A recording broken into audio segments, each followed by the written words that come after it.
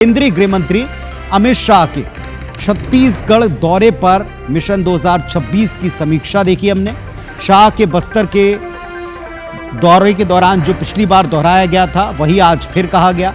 यह कहा गया कि नक्सलियों के पास अब दो ही विकल्प हैं, सरेंडर कर दें या सफाई को तैयार है। शाह ने फिर चेताया कि इस बार जवान बरसात में भी नक्सलियों को चैन से बैठने नहीं देंगे। लेकिन इसी बीच अमेरिका की एक एडवाइजरी जो उनके नागरिकों के लिए, इधर छत्तीसगढ़ में बहस गरमा गई। बीजेपी पर कांग्रेस को हमला बोलने का मौका मिला।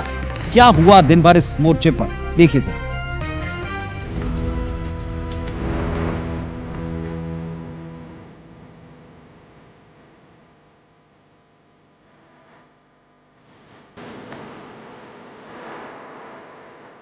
हर बार बारिश में नक्सली थोड़ा आराम कर लेते थे, इस बार बारिश में भी हम उनको सोने नहीं देंगे।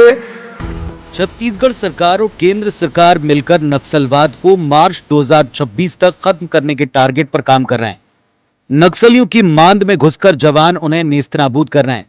हाल ही में बसवराजू और सुधाकर जैसे टॉप नक्सल लीडर्स को जवानों ने ढेर किया।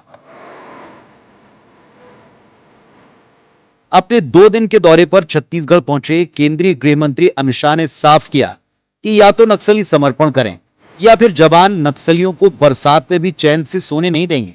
साफ है, नक्सलवाद के लाल आतंक के खात्मे के लिए डबल इंजन सरकार मिशन 2026 को हर हाल में पूरा करेगी। बहुत लुभावनी सरेंडर पॉलिसी विष्णुदेव जी ने बनाई। आइए हथियार डाल दीजिए और नए छत्तीसगढ़ की विकास की यात्रा में जुड़ जाइए। इससे अच्छा सरेंडर करने का मौका कभी नहीं मिलेगा। हर बार बारिश में नक्सली थोड़ा आराम कर लेते थे, इस बार बारिश में भी हम उनको सोने नहीं देंगे। इसी बीच अमेरिका ने भारत की यात्रा को लेकर अपने नागरिकों को एक एडवाइजरी जारी की, जिसमें भारत में अपराध, आतंकवाद और नक्सलवाद के कारण अमेरिकी नागरिकों को सावधानी बरतने की सलाह दी है। इनमें जिन राज्यों में यात्रा से परहेज करने कहा गया है, उसमें छत्तीसगढ़ भी शामिल है। इस एडवाइजरी को लेकर कांग्रेस बीजेपी पर हमलावर है। पूर्व सीएम भूपेश बघेल ने प्रधानमंत्री मोदी और ट्रंप की दोस्ती पर सवाल उठाए।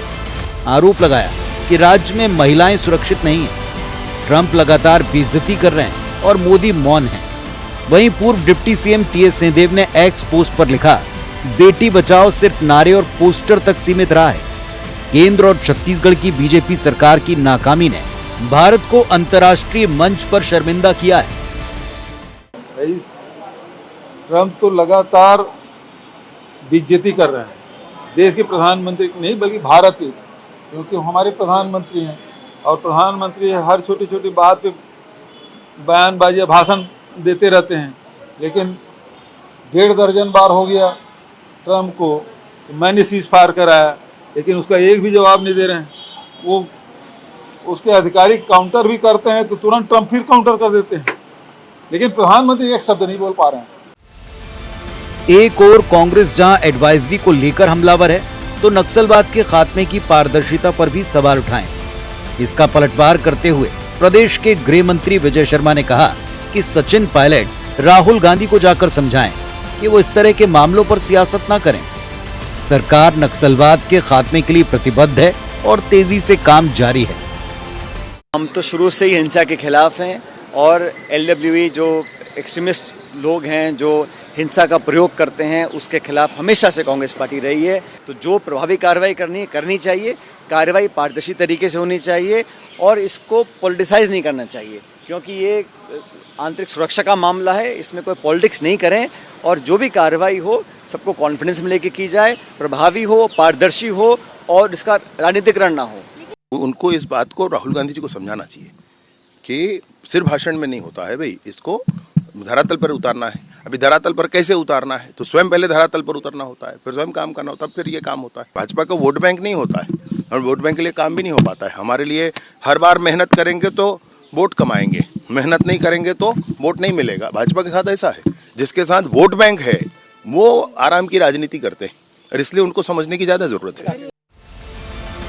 कुल मिलाकर केंद्र और राज्य की बीजेपी सरकार जहां नक्सलवाद के खात्मे पर जीरो टॉलरेंस की बात दोहरा रही है और 2026 तक लाल आतंक से मुक्ति का दावा कर रही है, तो वहीं कांग्रेस और बीजेपी के बीच जुबानी जंग तेज हो गई और इस बार इसकी वजह है अमेरिकी नागरिकों को जारी की गई नई एडवाइजरी।